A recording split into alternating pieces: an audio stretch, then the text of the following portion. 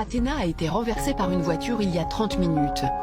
Depuis, elle est en état de choc et sa tête reste tournée à 90 degrés. Justine, l'interne de garde, la prend en charge. Est-ce qu'on sait un petit peu son histoire ou pas?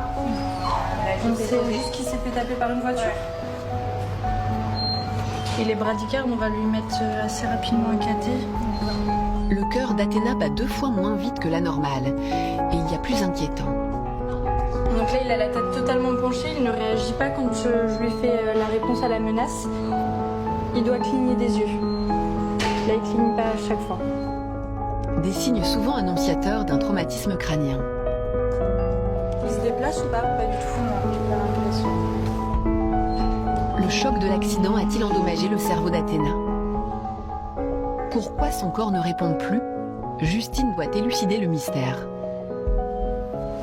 Allez-y, je vous en prie. Au même moment, un autre vétérinaire reçoit sa propriétaire. Elle a assisté à l'accident. C'était ce matin? Le temps de venir? D'accord, ok. Elle va se déplacer pas, elle va essayer de revenir. En fait, là, ce qu'on a besoin de vous dire, nous, parce que ça, vous avez vu, il n'y avait pas besoin d'être vétérinaire pour le voir, vous avez bien qu'il y a un problème au niveau de la tête. Le pronostic n'est pas bon, mais impossible pour l'heure d'avancer un diagnostic. Des examens approfondis sont nécessaires. Alors, on va faire là juste les radiographies du thorax, voir s'il n'y a pas de saignement aussi dans son abdomen. Et puis comme ça, moi déjà, je pourrais vous en dire un petit peu plus. On va faire tout ce qu'il faut. Ok? En salle de soins, Justine a placé Athéna sous morphine pour soulager toute douleur. Pour comprendre ce dont elle souffre, la vétérinaire va procéder par élimination. Je le couche comme tout à l'heure? Oui. D'abord, elle observe si le choc n'a pas provoqué d'hémorragie en pratiquant une échographie abdominale. Après un traumatisme, un choc, on peut avoir une rupture de la vessie. On aurait de l'épanchement dans le ventre, on aurait de l'urine. Là, j'ai pas de signe d'épanchement pour l'instant. C'est bon, j'ai pas d'hémorragie interne.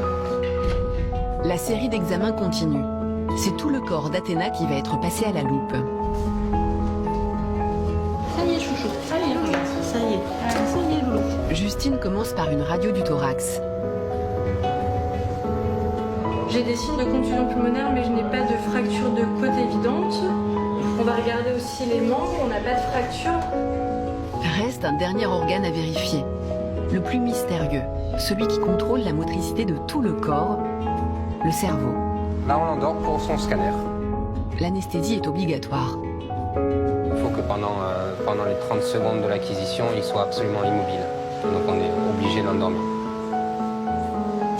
Voilà, tu surveilles devant, surveille ton chien, mais là il est bien.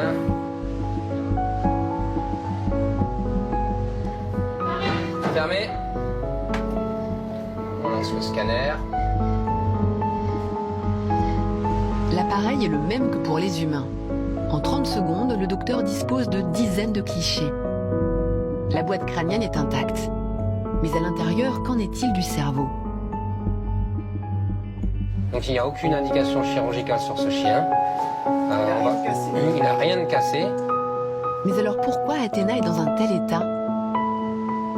Le choc était peut-être pas très violent, mais sur un chien de si petite taille, effectivement, on n'a pas besoin d'un choc très violent pour avoir une percussion du cerveau finalement et donc une contusion qu'on ne voit pas au scanner, qui sont finalement les traumatismes comme chez le boxeur qui tombe KO, qui le cerveau qui bouge dans la boîte crânienne et donc on a une altération de l'état de conscience et des signes neurologiques qui peuvent apparaître. SOS Animaux, mardi soir sur Sister.